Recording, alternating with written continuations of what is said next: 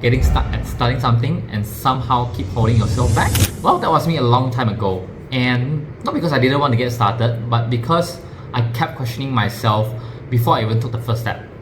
I've been wanting to share my journey, my experiences, my reflections, and also what it means to me to live a fulfilling life. One thing I genuinely enjoy is attending seminars and conferences and workshops focusing on self-improvement. And every time I do that, I notice something very interesting. I realize that some people are already achieving the results that they are very proud of, and others are just figuring things out along the way.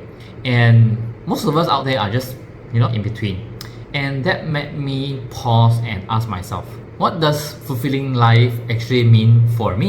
And more importantly, who am I to talk about it when I'm still learning it myself and progressing myself?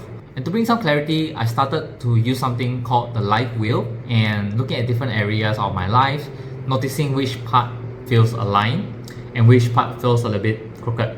My goals isn't perfect, and it is to slowly make the wheel bigger and rounder. So life moves a little bit smoother over time.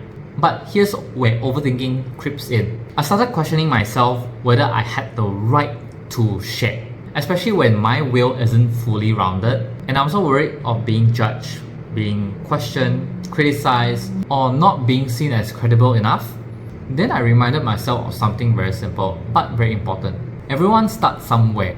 No one begins with everything figured out. There's no perfection in life, only progression. As Zig Ziglar said, you don't have to be great to start, but you have to start to be great. And this realization helped me to stop waiting for certainty and start moving one small step at a time. And this page isn't about having all the answers, it's about sharing the process, the learnings I have, the reflection that I have, and growing through the unknown.